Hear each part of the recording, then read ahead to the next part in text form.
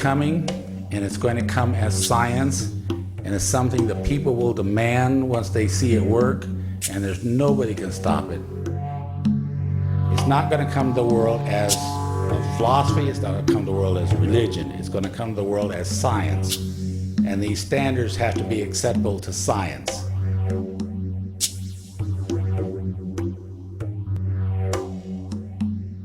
It's about getting out to the general public. It's about it being there so that people who have ears to hear will hear, and people who have eyes to see will see. But when you understand that a superconductor literally has around it a Meissner field, and it doesn't allow any external magnetic field to enter the sample, and therefore it runs perpetually. The superconductor, when it started, literally runs forever and ever and ever and ever. It's billions and billions of atoms acting like one single atom, running forever. It is a very real sense the life force needs to be discovered by science in the same way that Newton discovered gravity. I'm looking at this as sounding a bell that school is about to begin.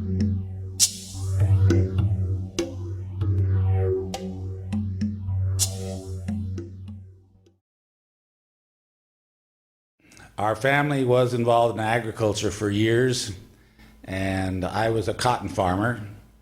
I had built my business up in the 1960s and 70s.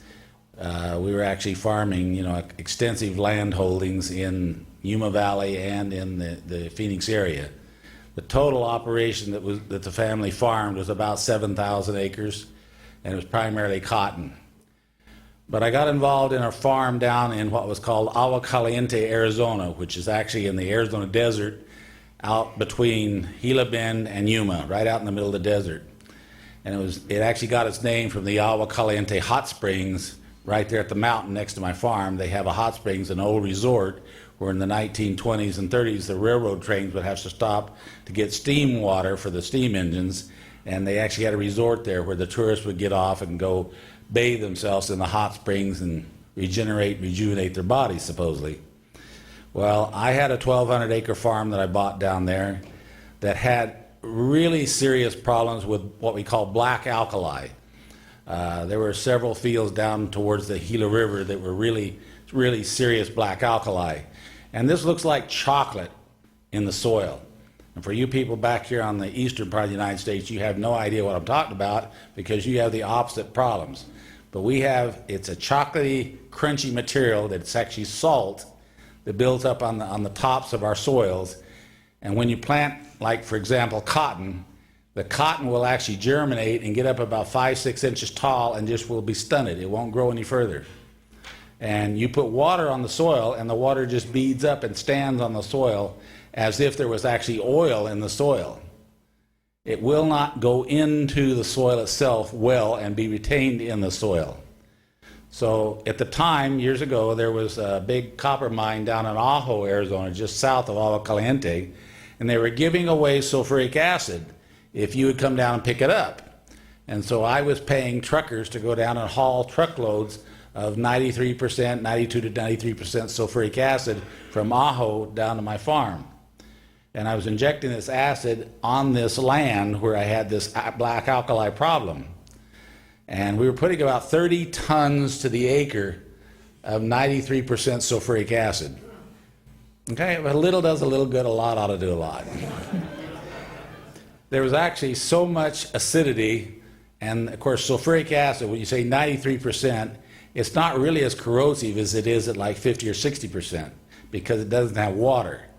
But you inject it in the soil, and then as you start irrigating that soil and the water would go across the ground, as it hit the ripper marks where the sulfuric acid went in the soil, you would see frothing and foaming and sudsing as the water was going across the field.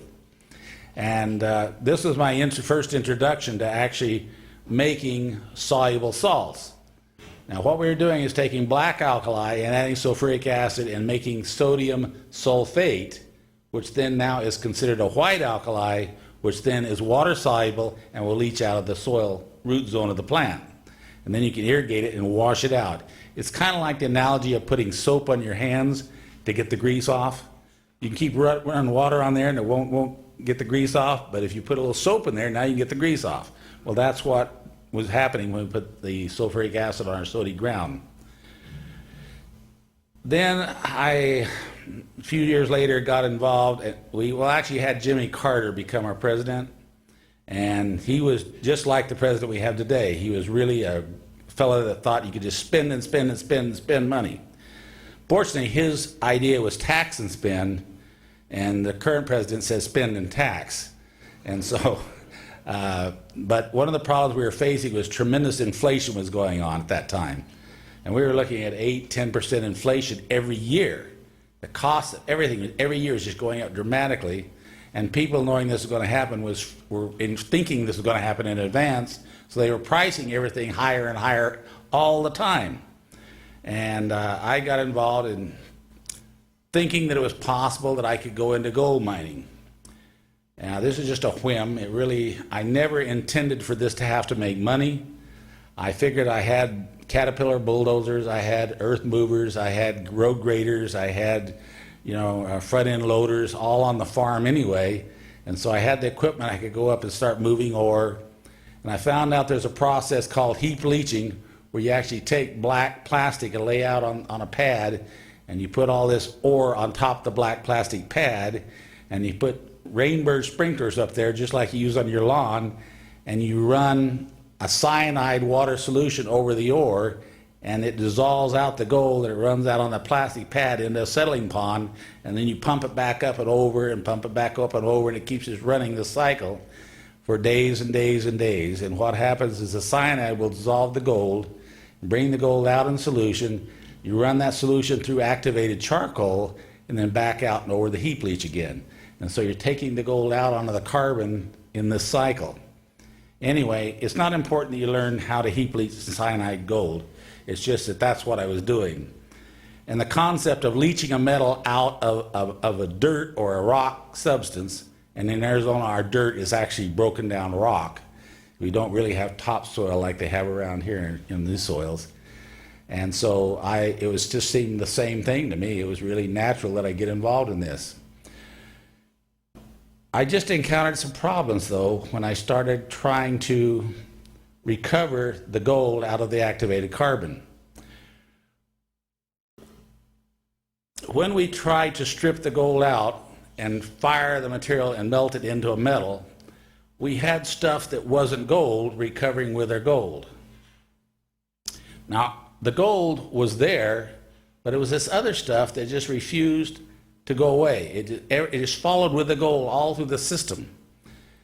And I just became frustrated in the recoveries because it was actually, when this material caused a problem in the fire assay, it caused much of the gold to be lost. And I said, what in the heck is this? And I'd heard about tellurium and things like this, that people had problem in gold mining. And I said, I got to find out what this problem material is. Well, one of the fellows that was doing fire assays for me handed me a book. And this book, I don't know if we can go, no. This book was actually published, let's go to the next page. Yeah, that's it, back one page. This is the book that he handed me. It was called The Analytical Chemistry of the Platinum Group Elements.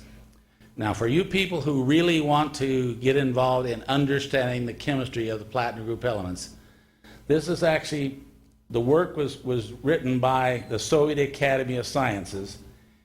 In the Soviet Union, they have the Vernadsky Institute for Precious Metal Research, which is a division of the Soviet Academy of Sciences. And in the Soviet Union, they fund government money to go to research on the chemistry of this industry, because it's a very important part of their income and source of money in the Soviet Union. And so they funded this research as a governmental funded research for 40, 50 years, and they're very proud of the research, and so they publish this in Russian. Well, not knowing how to read Russian, the Israeli Program for Scientific Translations actually got the information and translated into English. And so you can order this book from the Israeli Program for Scientific Translations. And the whole book, and this is a book about this thick, is nothing but the analytical chemistry of the platinum group elements. Now let me tell you, anybody who wants to delve into that book, be prepared for a battle. In this book, you will find all sorts of information. There's actually 6 platinum group elements, and it comes at them from all aspects, including wet chemistry, including spectroscopy, including separation systems, including ion exchange resins, including solvent extraction, everything. And from the average person, you don't want to go there because it is a holy heck to wade through, really. You've got to really be a technical person. But I decided I've got to wade into this thing. It can't be that bad, so I want to solve the problem. Well, in the book, I got through to page, back where you were. No, yeah, right, that's it. Okay, in page 534, the Soviet journal has a procedure there for the analysis of lead alloys containing the platinum group elements. And it was really interesting what they were doing. They were actually taking the sample, placing it on a carbon electrode, striking an arc from another carbon electrode, and then burning the sample. Now,